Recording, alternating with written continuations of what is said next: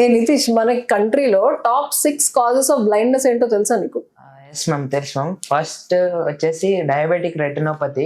Yeah, diabetic retinopathy is at number 5. Diabetes చాలా common. మన diet చాలా పూర్ గా ఉండటం వల్ల, మెటబాలిక్ డిసీజెస్ రావడం వల్ల, పూర్లీ కంట్రోల్ డయాబెటీస్ లో డయాబెటిక్ రెటినోపతి వచ్చి బ్లైండ్నెస్ రావడం అనేది చాలా కామన్. కానీ అది నంబర్ 5. ఇంకేమైనా guesses?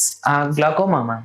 Yes, glaucoma is at number 4. గ్లాకోమాలో సైలెంట్ డిసీజ్ ప్రోగ్రెషన్ అనేది అవుతుంది. మనకి తెలియకుండా విజన్ పక్క నుంచి తగ్గడం జరుగుతుంది. చాలా అడ్వాన్స్ కేసెస్ లోనే చాలా సార్లు డయాగ్నోస్ అవుతుంది. సో అందుకని 40 తర్వాత ఫ్యామిలీ హిస్టరీ ఉన్న వాళ్ళు ఎప్పుడు చెకప్ చేయించుకుంటూ ఉండాలి, బికాస్ బ్లైండ్నెస్ ఇస్ రియల్. ఇంకా సో ఇంకోటి ఏంటంటే మన కంట్లో లెన్స్ అనేది ఉంటది కదా మ్యామ్, ఆ క్యాట్రాక్ట్ లెన్స్. ఆ లెన్స్ బాగా హెవీగా ఈజీగా అయిపోయి లేజీగా ఉంటది కదా, సో అది కూడా ఒక బ్లైండ్ కిందకి వచ్చేస్తుంది. బాగా ఇది top cause which is very surprising, the top cause of blindness in our country is cataract. అది ఎంత అన్ఫార్చునేట్ అంటే, క్యాట్రాక్ట్ అనేది ప్రివెంటబుల్ బ్లైండ్నెస్.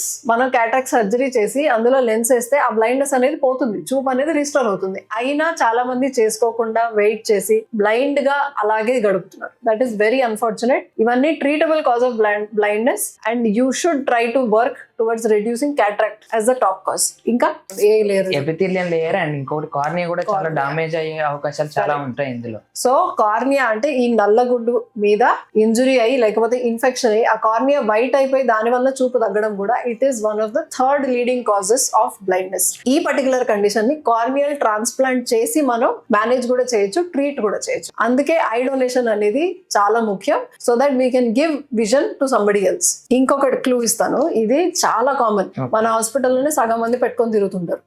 అది తీయించుకోవడానికి చాలా మంది సర్జరీలు కూడా చేయించుకుంటుంటారు. Okay, LASIK specs, correct. So కళ్ళజోడు, అన్కరెక్టెడ్ రిఫ్రాక్టివ్ ఎర్రర్స్ అంటే కళ్ళజోడు ఉండి కళ్ళజోడు పెట్టుకోకుండా బ్లైండ్ గా తిరగడం is the second leading cause of blindness in our country. Now will come to the last.